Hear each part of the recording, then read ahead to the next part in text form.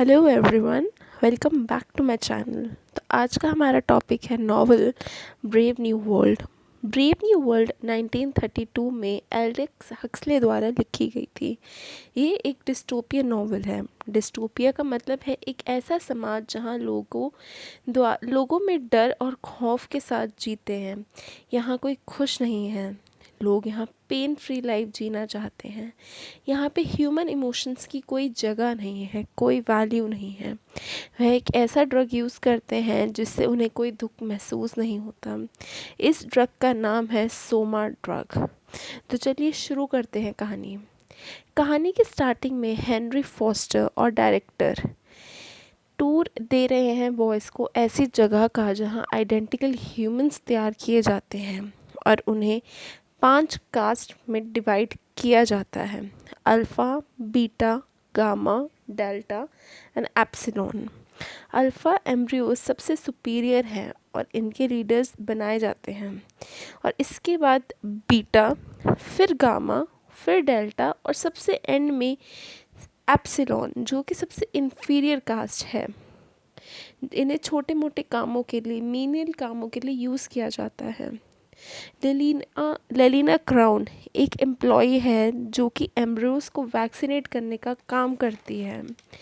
उसी समय मुस्तफ़ा बॉन्ड, जो कि वर्ल्ड के 10 कंट्रोलर्स में से एक है, आके बॉयज़ को वर्ल्ड स्टेट की हिस्ट्री के बारे में बताता है, जहाँ वो बताता है कि स्टेट की उन एफर्ट्स के बारे में जहाँ कि वहाँ लोगों में से इमोशंस, इच्छाएं और रिलेशंस ख़त्म कर देते हैं।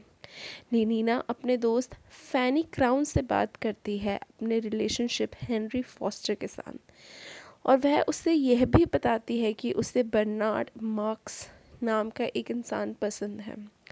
लेनिना और बर्नार्ड दोनों सैवेज रिजर्वेशन, जो कि मेक्सिको में है, जाने वाले होते हैं। उससे पहले बर्नार्ड अपने फ्रेंड हेल्महोल्ट्ज़ वॉटसन से मिलने जाता है। वह दोनों ही वर्ल्ड स्टेट के खुश नहीं हैं, क्योंकि बर्नार्ड को लगता है कि वह अपने कास्ट के मुताबिक कमज़ोर है और छोटा है, और वॉटसन को लगता है कि उसे अंदर काबिलियत ज़्यादा है।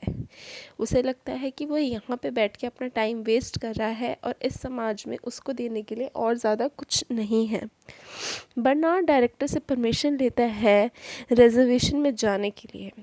तो डायरेक्टर उसे बताता है कि वो भी गया था वहाँ 20 साल पहले एक लड़की के साथ, पर वह वहाँ खो गई। आखिरकार डायरेक्टर एंड में उसे परमिशन दे ही देता है। बर्नार्ड को पता चलता है कि डायरेक्टर उसे पसंद नहीं करता, और रिजर्वेशन से आने के बाद उसे बर्नार्ड को आइसलैंड भेज देगा। बर्नार्ड काफ़ी गुस्सा और परेशान था, पर वह फिर भी रिजर्वेशन चला जाता है। जब लेलिना और बर्नार्ड रिजर्वेशन पहुंचते हैं तो वे देख के हैरान होते हैं वहाँ के बूढ़े लोगों को, क्योंकि वर्ल्ड स्टेट में कोई बूढ़ा नहीं होता। वह दोनों वहाँ के तौर तरीके देख के बहुत हैरान होते हैं। उनकी मुलाकात वहाँ से होती है, जो कि पूरे विलेज से आइसोलेटेड था। जॉन बर्नार्ड को बताता है कि विलेजर्स ने उसकी माँ के साथ 20 साल पहले बचाया था। उसकी माँ का नाम लिंडा है। बर्नार्ड समझ जाता है कि ये वही लड़की है जो 20 साल पहले डायरेक्टर के साथ रिजर्वेशन आई थी। जॉन शेक्सपियर की बुक पढ़ते पढ़ते बड़ा हुआ था। जॉन बर्नार्ड के साथ वर्ल्ड स्टेट जाने के लिए राज़ी हो जाता है। लिंडा भी साथ जाती है। लेनिना रास्ते के लिए सोमा ड्रग ले लेती है। बर्नार्ड, लेलिना और जॉन और लिंडा वापस वर्ल्ड स्टेट पहुंचते हैं, जहां डायरेक्टर अपने सुपीरियर ऑफिसर्स के साथ बर्नार्ड का वेट कर रहा होता है। पर वह लिंडा को देख के हैरान हो जाता है और यह जान के बहुत शर्मिंदा होता है कि वह उसका एक बेटा भी है। इसीलिए वो डायरेक्टर की पोस्ट से रिज़ाइन कर देता है, जिसकी वजह से बर्नार्ड अब फ्री है और अब उसे आइसलैंड जाना नहीं पड़ेगा। जॉन बहुत जल्दी ही लंदन में फ़ेमस हो जाता है। लोग उससे मिलने आते हैं। बर्नार्ड भी बहुत फेमस हो जाता है क्योंकि उसने जॉन को ढूंढा था। पर जॉन लंदन का माहौल देख के बहुत हैरान था। जॉन लेलिना से फिज़िकली अट्रैक्टेड था।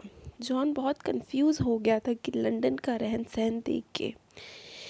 जॉन और वॉटसन बहुत जल्द दोस्त बन जाते हैं। जॉन वॉटसन को रोमियो और जूलियट में से एक पैसेज सुनाता है जो कि प्यार पे था, जिसे सुन के वॉटसन हंस पड़ता है क्योंकि प्यार, शादी और पेरेंट्स जैसी चीज़ें वर्ल्ड स्टेट में किसी ने नहीं देखी थी। लेनीना बहुत सारा सोमा ड्रग लेके जॉन को सेड्यूस करने उसके घर चली जाती है। जॉन बहुत गुस्सा होता है और लेनीना को शेक्सपियर की लाइन सुनाने लग जाता है। लेनीना खुद को बाथरूम में बंद कर लेती है। जॉन को पता चलता है कि लिंडा सोमा ड्रग की वजह से हॉस्पिटल में एडमिट थी। हॉस्पिटल में बॉयज़ देख के हैरान होते हैं कि लिंडा इतनी बूढ़ी कैसे हो गई है, जिसे देख के जॉन को गुस्सा और ज़्यादा बढ़ जाता है। लिंडा की मौत हो जाती है। जॉन हॉस्पिटल में सबको सोमा ड्रग लेने से मना करता है और वहाँ दंगा शुरू कर देता है। जॉन बर्नार्ड और वॉटसन को अरेस्ट करके मुस्तफ़ा बॉन्ड के पास ले आते हैं, जहां वॉटसन और मुस्तफ़ा बॉन्ड के बीच बहस हो जाती है। वॉटसन कहता है कि वर्ल्ड स्टेट में लोगों में से उनकी इंसानियत छीन ली गई है। मॉन्ड कहता है कि स्टेबिलिटी और खुशहाली इंसानियत से ज़्यादा ज़रूरी है। वह कहता है कि सामाजिक स्थिरता के लिए साइंस, आर्ट्स और रिलीजन्स को छोड़ना ज़रूरी था। जॉन कहता है कि इन चीज़ों के बिना ज़िंदगी में जीने के लिए कुछ नहीं है। बर्नार्ड और वॉटसन को देश निकाला दे दिया जाता है। जॉन उनके साथ आने से मना कर देता है।